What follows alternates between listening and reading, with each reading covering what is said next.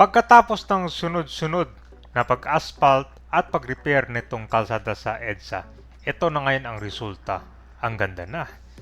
Smooth na ang daloy ng mga motorista na dumadaan dito sa EDSA. Yung dating budget na 17 billion ay naging 5.8 billion pesos na lang para sa EDSA rehabilitation. Ito yung mas cheaper and faster.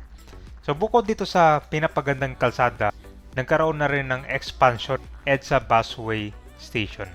Ito yung pagpapalapad ng platform para mas maraming mga pasahero ang ma-accommodate. Ayos ng mga lumang pasilidad, pag-upgrade ng mga accessibility at pedestrian connection, mas maayos na security at commuter facilities. So sa ganitong sitwasyon na inaayos at in-upgrade itong mga EDSA Busway Station, mas maraming mga pasahero ang ma-accommodate. So kung dati halos mahaba yung pila at matagal pa bago makasakay, ito mas mabilis na. So ilan po sa mga pagbabago dito sa EDSA.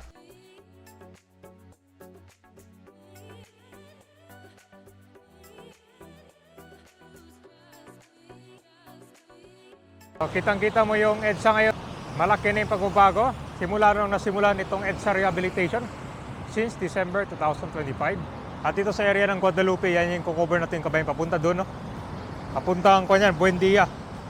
Makikita mo yung kalsada, bagong asphalt. Makikita mo talaga yung improvement. Ito yung itsura noon. Putol-putol yung pagka-asphalt nila, kaya lubak-lubak. Kumbaga, bandage solution lang. So marami pagbabago dito sa Guadalupe. Bukod dito sa EDSA Busway, Guadalupe na in-expand na. Itong Guadalupe Bridge naman, magsisimula na yung rehabilitation niyan. So bago tayo magsimula ka ba, kita mo yung bagong building na ginagawa dyan, no? Yan yung dating part na, yan yung dating Robinson. At ito na ngayon ay gagawin bagong mall na The Jewel.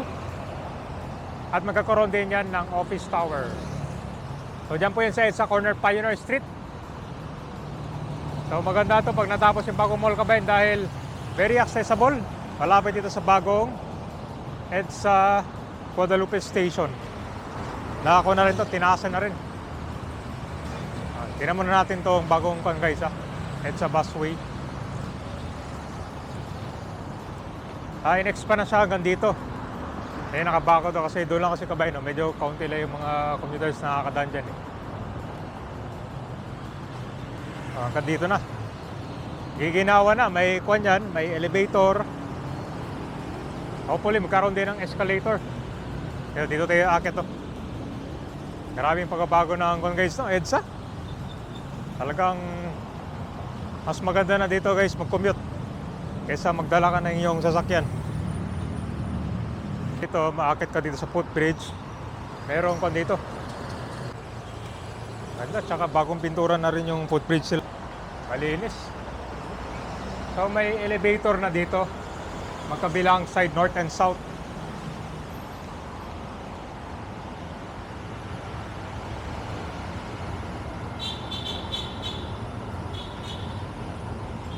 Pag natapos, bubukas na rin yan.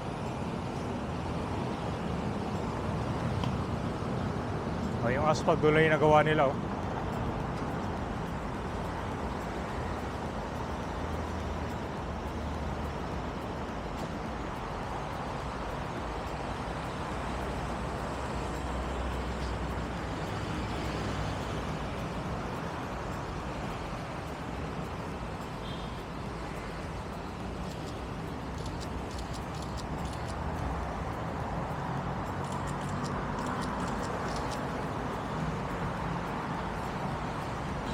Improve na yung kanya, pathway.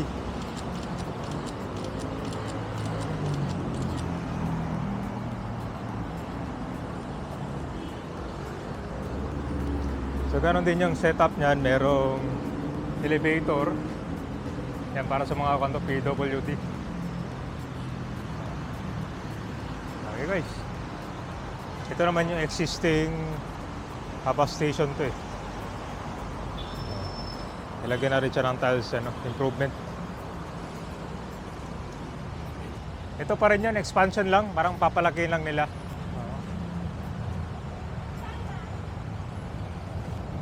Ganda. Maraming mga kanto, pasahero pa. Makasakay. So EDSA papuntang Kwanto. North, kabila, south.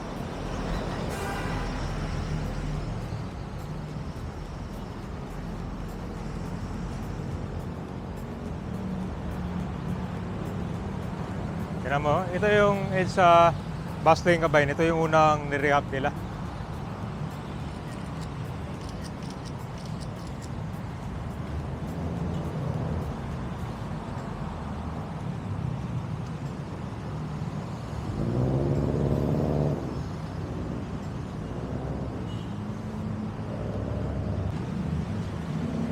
Ito guys, ganun din sa kabila dito.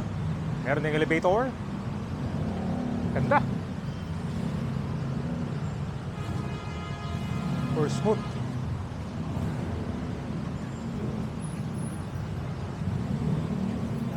Yan, may elevator din dito. Kabila, meron din.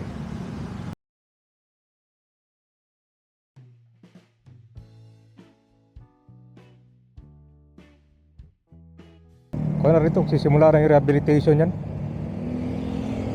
Isasara din to kabayan pag rehabilitation.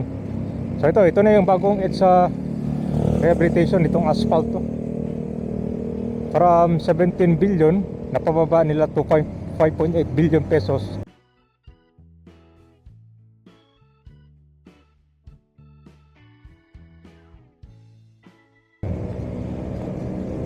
O diba, lubak na, no more, Tinaasan siya, tapos yan, patay-patay na dito yung kalsada ngayon. Wala ka nang mararamdaman na lubak dito. Diba, hindi tulad dati na kung talaga, no?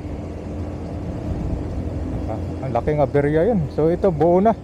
Halos itong buong, 6 lane. Asphaltado, ito na lang sa bike lane, no? Pero kasi ginagawa din yung sidewalk, bike lane. Alam nyo kabayan, itong EDSA rehabilitation, hindi lang para sa mga 4 wheels. Kasama dito sa rehabilitation tsaka itong bike lane. Yan na yung result. So good news to, dire-diretso na idaloy. Pag-improve na rin yung flow. Inuna dito yung rehabilitation yung sa mga bus.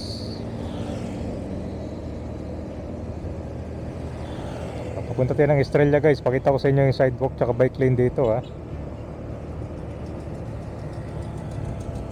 O diba, ang ganda na.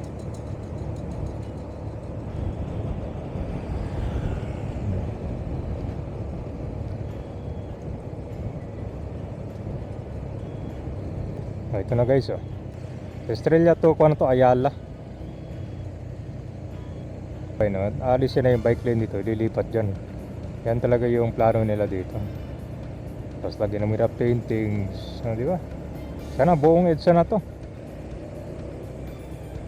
Asa ko lang to, northbound lane ang meron. Sa southbound meron na rin.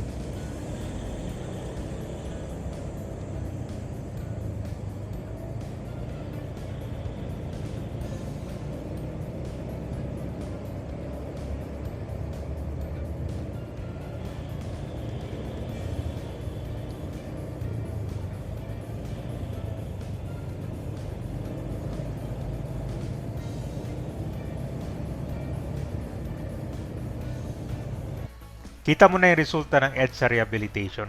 Yung budget pala nito, 17 billion, napababa in 5.8 billion pesos.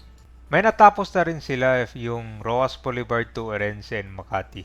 So ito yung first phase ng project. Segment na yon na finish nila in 2 months ahead sa schedule. With the first phase costing about 1.8 billion pesos. EDSA dito sa Guadalupe, ang ganda tingnan, no? Yung parang kulay black. Ang kinis na. Itong revised plan na nagawa nila para ma-minimize yung impact ng Metro Manila traffic. Tapos itong rehabilitation nila, pang matagalan to, hindi lang yung band-aid solution, di ba? Kita mo yung mga lubak, parang tinatakpan lang. Hindi lang mga kotse ang gumagamit sa EDSA, pati na rin ang mga tao na naglalakad at saka nagbabike. Priority rin nila ayusin yung pedestrian, lalo na yung sidewalk at saka bike lane. Ito yung inaabang na bagong mall dito sa EDSA Corner Pioneer Street. Ito yung The Jewel. Ito yung set to become an architectural icon. Ito ay strategically nag-occupy ng 2.5 hectare site, corner of EDSA and Pioneer Street in Mandaluyong City. Tabi nito magkakaroon din ng office tower yan bukod dito sa mall. So maganda kasi ito ay malapit sa EDSA Boni Station, MRT.